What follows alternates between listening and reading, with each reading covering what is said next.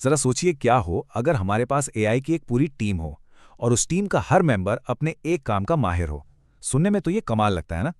पर असली सवाल ये है, आप ये कैसे तय करेंगे कि कौन सा काम किस एक्सपर्ट को देना है।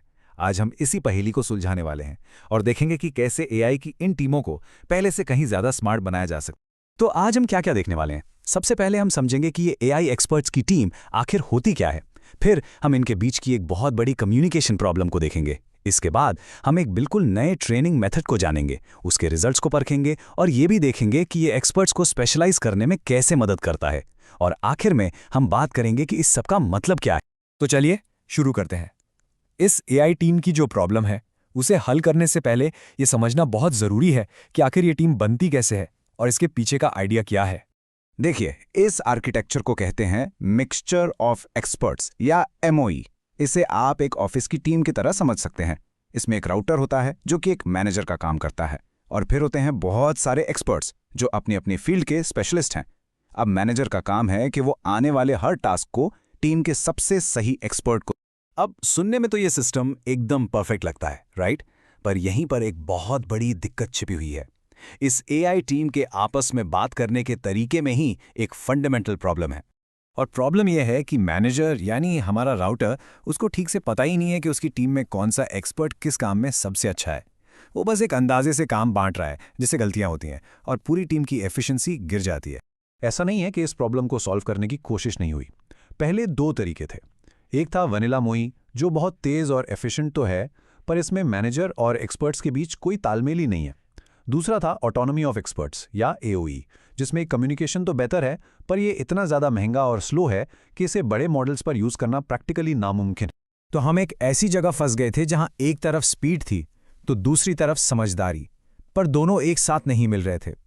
लेकिन अब रिसर्चर्स एक ऐसा सॉल्यूशन लेकर आ रहे हैं जो एलिगेंट भी है और एफिशिएंट भी। और इस सॉल्यूशन का नाम है एक्सपर्ट राउटर कपलिंग लॉस या शॉर्ट में ईआरसी लॉस। आप इसे एआई टीम के लिए ट्रेनिंग की एक नई रूल बुक समझ सकते हैं। ये एक बहुत ही स्मार्ट तरीका है जो मैनेजर और एक्सपर्ट्स के बीच एक मजबूत कनेक्शन बनाता है ताकि वो एक दूसरे को समझ सकें। तो ये काम कैसे करता है, चलिए इसे 3 आसान स्टेप्स में समझते हैं। पहला, सिस्टम हर एक्सपर्ट के लिए एक प्रॉक्सी टोकन बनाता है। आप इसे हर एक्सपर्ट के लिए एक आइडियल जॉब डिस्क्रिप्शन की तरह सोच सकते हैं। दूसरा, सिस्टम ये देखता है कि हर जॉब डिस्क्रिप्शन पर सारे एक्सपर्ट्स कैसे रिएक्ट करते हैं। और तीसरा, अगर कोई एक्सपर्ट किसी दूसरे के काम में दखल देने की कोशिश करता है तो सिस्टम उसे पेनलाइज करता है। इससे धीरे धीरे सब अपनी अपनी ताकत और जिम्मेदारी को समझना सीख जाते हैं। और इसकी सबसे कमाल की बात जानते हैं क्या है? ये पूरा नया ट्रेनिंग रूल सिस्टम की कंप्यूटिंग पावर में 1% से भी कम का इजाफा करता है। मतलब हमें परफॉर्मेंस में इतना बड़ा बूस्ट मिलता है, और वो भी लगभग बिना किसी एक्स्ट्रा कॉस्ट के। कहने को तो ये आइडिया बहुत अच्छा है, पर जब तक इसे टेस्ट न किया जाए ये सिर्फ एक आइडिया है। तो चलिए अब देखते हैं कि असल में रियल वर्ल्ड टेस्ट्स में इसके नतीजे क्या रहे।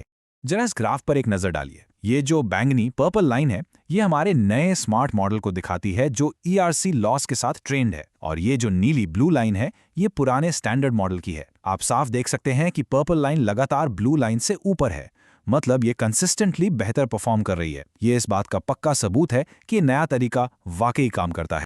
और ये कहानी सिर्फ छोटे मॉडल्स तक ही सीमित नहीं है। जब इस टेक्निक को 15 बिलियन पैरामीटर्स वाले बहुत बड़े मॉडल्स पर ट्राई किया गया तब भी नतीजे शानदार थे। इस टेबल को देखिए, हर एक बेंचमार्क पर आरईसी लॉस वाले मॉडल ने पुराने स्टैंडर्ड मॉडल को आराम से पीछे छोड़ दिया। लेकिन रुकिए, कहानी में अभी एक और दिलचस्प मोड़ बाकी है। ये नया मेथड सिर्फ परफॉर्मेंस स्कोर्स ही नहीं सुधारता, बल्कि ये एआई एक्सपर्ट्स के काम करने के तरीके को अंदर से ही बदल देता है। और ये तस्वीर उस बदलाव को बिल्कुल साफ साफ दिखाती है। ये एक TSNA प्लॉट है। लेफ्ट साइड पर देखिए, पुराने मॉडल में सारे रंग आपस में मिले हुए हैं, जैसे कंफ्यूज टीम जिसे पता ही नहीं कि किसका क्या काम है। लेकिन राइट साइड पर देखिए, ईआरसी लॉस के साथ हर रंग का अपना एक अलग साफ सुथरा ग्रुप बन गया है। मतलब एक्सपर्ट्स अब सच में अपने अपने काम के माहिर बन गए हैं। और ये एक बहुत बहुत बड़ी बात है, क्योंकि पहली बार साइंटिस्ट सिर्फ ये देख ही नहीं सकते कि एआई एक्सपर्ट्स कितने स्पेशलाइज्ड हैं, बल्कि वो इस स्पेशलाइजेशन के लेवल को अपनी मर्जी से कंट्रोल भी कर सकते हैं। ये एआई की दुनिया को समझने का एक बिल्कुल नया और पावरफुल टूल है। तो हमने जो कुछ भी देखा उसका निचोड़ क्या है? इस पूरी रिसर्च से हमें क्या बड़ी बातें पता चलती हैं? सीधे शब्दों में 3 बड़े फायदे हैं। पहला, better performance. Same model size के साथ आपको कई बेहतर रिजल्ट्स मिलते हैं। दूसरा, हाई एफिशिएंसी, ट्रेनिंग का खर्चा ना के बराबर बढ़ता है। और तीसरा, अ न्यू साइंटिफिक टूल, जिससे हम एआई को पहले से कहीं बेहतर तरीके से समझ और कंट्रोल कर सकते हैं।